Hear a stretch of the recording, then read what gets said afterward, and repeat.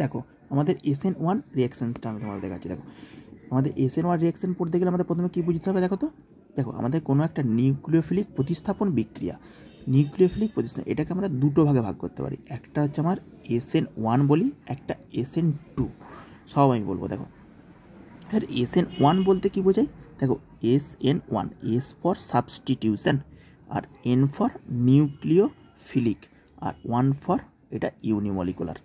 আর যখন এটা SN1 এবং SN2-র মধ্যে পার্থক্য কি, S ফর সাবস্টিটিউশন মানে প্রতিস্থাপন, N ফর নিউক্লিওফিলিক, আর 1 ফর ইউনিমলিকুলার। ওকে, দেখো আর SN2 মানে এটা হচ্ছে সাবস্টিটিউশন, এটা হচ্ছে N ফর নিউক্লিওফিলিক, সব সেম নিউক্লিওফিলিক, আর 2 ফর এটা অনলি ফর বাই মলিকুলারের জন্য ইউজ করা হয়, দুটো মলিকুলের জন্য ইউজ করা হয়, বাই মলিকুলার। বোঝা গেছে? এবার দেখো আমরা যখন SN1 রিয়াকশান পারফর্ম করব, তাহলে SN1 রিয়াকশানে আমাদের মেন ফান্ডামেন্টাল কি, আমাদের কোনো একটা অ্যালকিল হ্যালাইড নিতে হয়। অ্যালকিল হ্যালাইড মানে কি, অ্যালকিল হ্যালাইড দেখো এখানে আমি CH3 নিলাম, মানে কার্বন আর হ্যালোজেনের মধ্যে একটা বন্ডযুক্ত অ্যালকিল হ্যালাইড নেব। এবারে এই এক্স সমান আমাদের কি হতে পারে, ক্লোরিন হতে পারে, ব্রোমিন হতে পারে, আয়োডিন হতে পারে।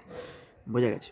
দেখো এটা আমাদের এই যে এটা SN1 রিয়াকশানের মাধ্যমে। এবার এখান থেকে দেখো এখানে আমরা প্রথম স্টেপে আমাদের কি হয় বলো তো, প্রথম স্টেপে আমাদের যে অ্যালকিল হ্যালাইড নিতে হয়।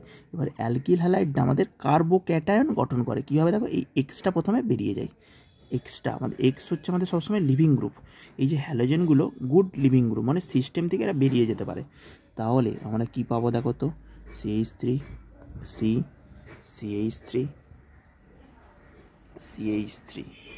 ওকে।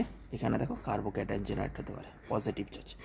এইটা আমাদের মনে করো কার্বনটা থেকে যদি এইটা আমরা দুটো ইলেকট্রন নিয়ে বেরিয়ে গেল, এটা এক্সটা এক্স মাইনাস হয়ে বেরিয়ে গেল, তাহলে এই বন্ডটা কেটে যাচ্ছে, এই বন্ডটা, তাহলে এখানে কি হলো, এটা কার্বনটা ইলেকট্রন ডেফিসিয়েন্ট হয়ে গেল, ইলেকট্রন এখানে কম আছে, সেই জন্য আমরা একে পজিটিভ দিলাম। সেইগুলোকে আমরা কি বলি, এইগুলোকে আমরা বলি কার্বোক্যাটায়ন বলি, এগুলোকে বাংলাতে কার্বোক্যাটায়ন লিখে দিতে পারো। ওকে, কার্বোক্যাটায়ন বলি, যেখানে ইলেকট্রনের ঘাটতি আছে, ইলেকট্রন ডেফিসিয়েন্স আছে। এবার দেখো এই যে এখানে ফার্স্ট স্টেপে আমাদের এইটা হয়, এইটা আমাদের স্টেপ হচ্ছে 1, বোঝা গেল? এবার স্টেপ আমি 2-এ আসছি। দেখো স্টেপ 2 SN1 রিয়াকশনের জন্য। স্টেপ 2-এ কী হচ্ছে বলতে পারে, এবারে দেখো এই যে কার্বোক্যাটায়নটা জেনারেট হলো, এখানটায় লিখো কার্বোক্যাটায়নটা যে জেনারেট হচ্ছে CH3 পজিটিভ। এবারে আমাদের যে এইটার সাথে আমাদের কী দিতে হয়, KOH মানে বেস দিতে হয়, যে কোনো একটা বেস মনে করো KOH আছে, এটা বেস আছে, এর পার্টটা মানে কি K+OH মাইনাস, ওই জন্য তোমাদের OH মাইনাস হচ্ছে থাকে। দেখো OH মাইনাস এখানে এর সাথে অ্যাড হয়ে যায়, অ্যাড হয়ে আমাদের কি হয়ে যায় বলো, CH3OH। ওকে, দেখো এবারে আমাদের হ্যালোজেন CX এর বন্ডটা থেকে আমাদের মেন হচ্ছে আমরা কি তৈরি করি, CX। দেখো CH3 এখান থেকে COH আমাদের পরিণত হয়ে যায়। ওকে, OH-এ পরিণত। তাহলে ফার্স্ট স্টেপে আমাদের সব সময় লিভিং গ্রুপ X হচ্ছে আমাদের বেরিয়ে গেল, লিভিং গ্রুপটা আমাদের বেরিয়ে যায়। ওকে, বেরিয়ে যেয়ে আমাদের কার্বোক্যাটায়ন জেনারেট করে। এবারে কার্বোক্যাটায়ন, তাহলে SN1 রিয়েকশন সাবস্টিটিউশন নিউক্লিওফিলিক 1 যে রিয়েকশন, সেটা যদি বলে তোমাদের কোন মলিকুলটা ভালো টেক পার্ট করবে, যেখানে কার্বোক্যাটায়নটা আমাদের তাড়াতাড়ি ডেভেলপ হবে। যদি কার্বোক্যাটায়নটা আমরা পেয়ে যাই, তাহলে কার্বোক্যাটায়নটা পেয়ে গেলেই তো আমরা তাড়াতাড়ি করতে পারবো। কার্বোক্যাটায়ন আমাদের কি এখানে হয় বলো, ইন্টারমিডিয়েট তৈরি হয়, ইন্টারমিডিয়েট মানে কি, মধ্যবর্তী যৌগ, মানে কার্বোক্যাটায়ন আমাদের মধ্যবর্তী যৌগ হিসাবে তৈরি হয়। এখানে কার্বোক্যাটায়নটা স্টেবিলিটি কিসের উপর ডিপেন্ড করে না, আলফা হাইড্রোজেন। দেখো এইটা যদি কার্বোক্যাটায়ন হয়, এই যে কার্বনগুলো এগুলোকে বলা হচ্ছে আলফা কার্বন।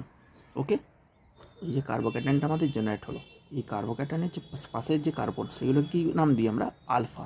তারপরেরটাকে বিটা দিই, তারপরেরটাকে ডেল্টা গামা, তারপর ডেল্টা, এইভাবে নাম দিতে থাকে। তাহলে কিচ্ছু জানার দোকানে শুধু আলফা জানো। তাহলে আলফা হাইড্রোজেন দেখো তো তিনটে, এখানে কার্বনের সাথে একটা তিনটে হাইড্রোজেন, এগুলোকে বলা হয় আলফা হাইড্রোজেন। এই আলফা হাইড্রোজেন যত বেশি থাকে এই পজিটিভটা তত বেশি স্টেবিলিটি হয়, মানে রেজোনেন্সের মাধ্যমে। এই হাইড্রোজেনটা আমি দেখাবো।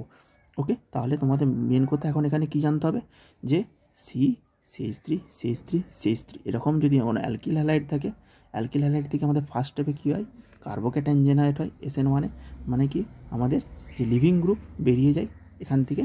লিভিং গ্রুপ যেটা হবে, লিভিং গ্রুপটা হচ্ছে আমাদের কী হবে বলা হচ্ছে, এখান থেকে লিভিং গ্রুপ হচ্ছে এখান থেকে বেরিয়ে যায়। এর পরের স্টেপে আমাদের কী হয়, পরের স্টেপে যে কার্বোক্যাটায়নটা আমাদের জেনারেট হলো, সেই কার্বোক্যাটায়নটাতে OH কোনো বেস এসে অ্যাটাক করলো, করে OH পরিণত হলো। এখানে দেখো যেই দিকে এক্সটা থাকবে, যেই দিকে ডিরেকশানটা এসে, সেই দিকেই আমাদের ওই যে ডিরেকশানটা হয়। এখানে তো কোনো চেঞ্জ নেই, এখানে তো কোনো চেঞ্জ না। ইন্টারমিডিয়েট আমাদের কি, যে মধ্যবর্তী যৌগতে আমাদের কার্বোক্যাটায়নটা তৈরি হয়। এখানে দুটো ক্রাইটেরিয়া আছে, দেখো দুটো ক্রাইটেরিয়ার মধ্যে কী আছে দেখো তো, ক্লোরিন, ব্রোমিন, আয়োডিন। এখানে আমাদের CX নিতে হয়। এবার এক্সের যে বন্ডটা যত বড় হবে তত আমাদের ভালো SN1 রিয়েকশান হবে। কারণ কি, CX বন্ডটা তাড়াতাড়ি সেখান থেকে বেরিয়ে যেতে পারবে। দেখো এখানে যদি আয়োডিন হয়, আয়োডিনটা তাড়াতাড়ি বেরিয়ে যেতে পারবে, কার্বোক্যাটায়নটা তাড়াতাড়ি জেনারেট হবে। এখানে যদি ব্রোমিন হয়, তাহলে কোনটা আমাদের ক্রমটা কী হবে, আয়োডিন থাকলে আমাদের SN1 রিয়েকশান তার হচ্ছে আমাদের যে ক্রমটা, তাহলে আয়োডিন থাকলে তাড়াতাড়ি আমাদের আরও ভালো হবে, তারপরে ব্রোমিন, তারপরে কী হবে, ক্লোরিন।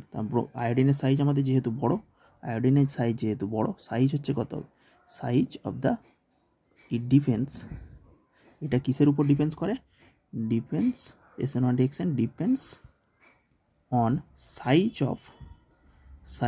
Of halogen. এইটি মনে রাখতে হবে, ঠিক আছে।